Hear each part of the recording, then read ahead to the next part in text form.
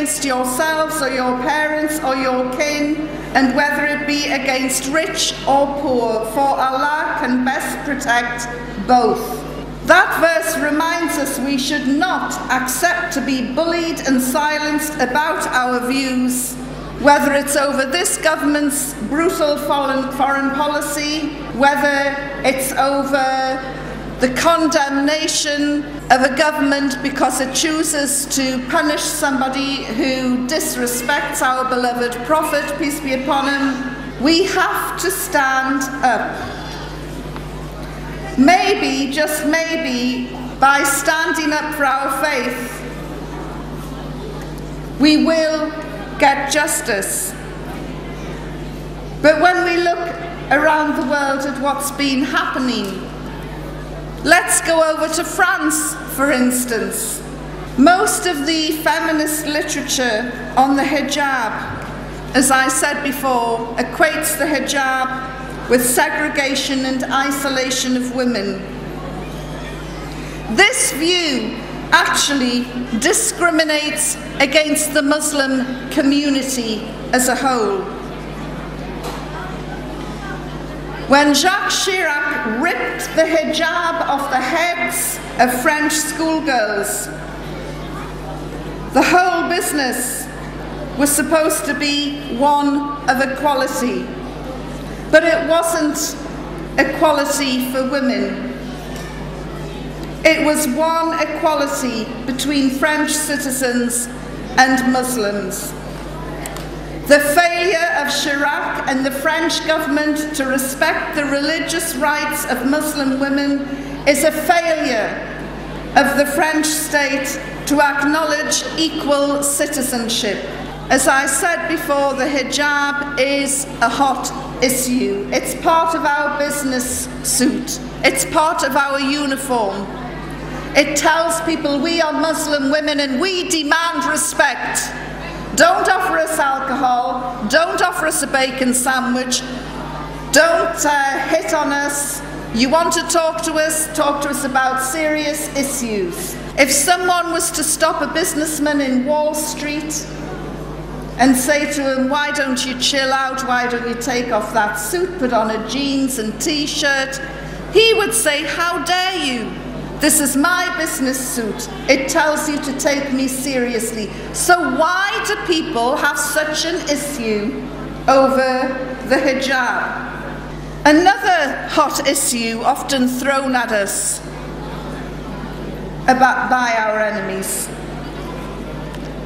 is the fact that Saudi women can't drive or are not allowed to drive in the Kingdom of Saudi Arabia.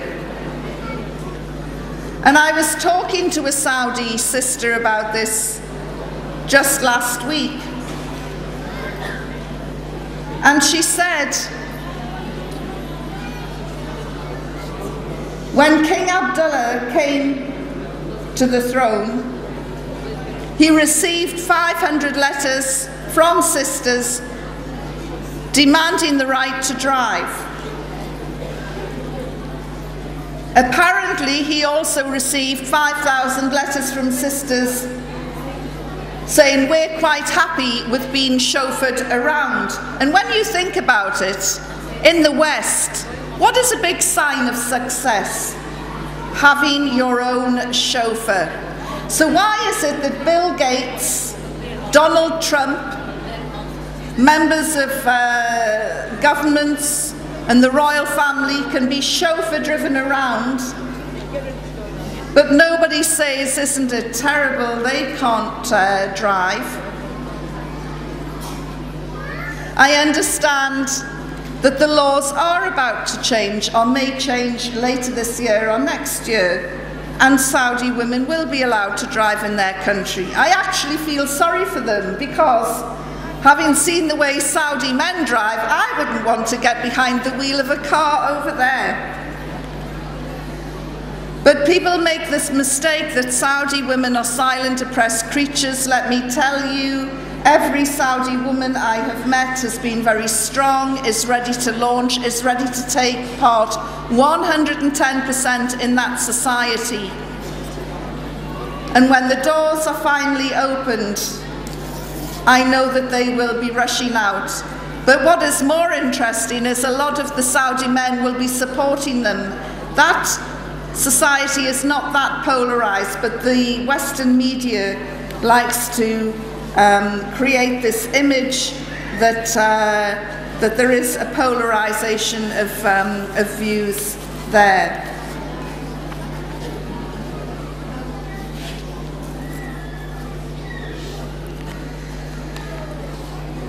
As I said before, this speech was largely about standing up for Islam, because we have many, many enemies out there who will try and pull down and ridicule our great faith. But let me finish off on a high note. A couple of years ago, I was lucky enough to perform Hajj, and when I got back to London, my friends said to me, what was the most spiritually moving moment for you? Was it seeing the Kaaba for the first time? Was it seeing the tomb of the Prophet, peace be upon him? And I said, actually, one day I was running late for prayer, and I heard the call, and I grabbed my prayer mat and I went to the lift at the hotel I was staying at and went down. The hotel was on a hill. I ran outside and ran down these cobbled streets and dived through some side streets, leaping down steps, 2, 3 at a time, not at all gainly, and ran round a corner for the last final dash to get into the masjid on time. And as I hurtled round the corner with my prayer mat, preparing to sprint, there in front of me was a sea of chaos.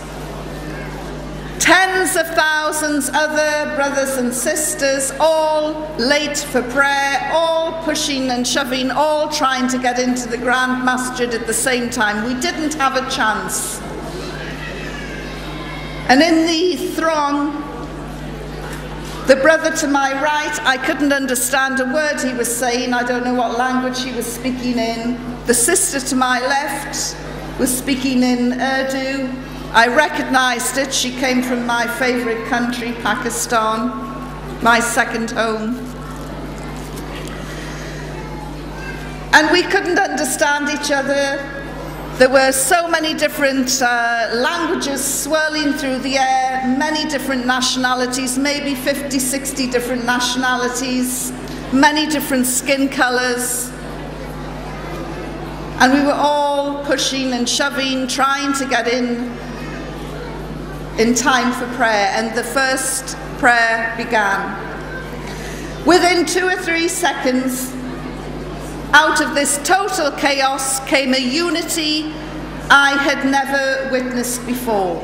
Within 2 or 3 seconds, we had snapped into regimental lines. Any regimental sergeant major would have been proud of these lines that we broke into. Those of us with prayer mats put them down on the street, on the pavements. Those of us without just stood. And we all faced in the one direction, and we all prayed to the one God. And I thought about that incident shortly afterwards, and I thought, there we were, praying in the one direction to the one God.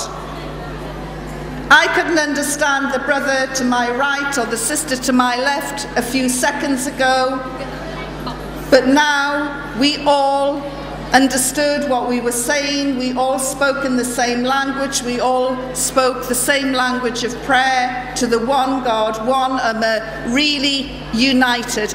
And I just thought to myself, if we can achieve this out of chaos in a matter of seconds, imagine if we got that discipline and pulled together 24 hours a day, 7 days a week. Imagine how strong we would be. Imagine how people would respect us.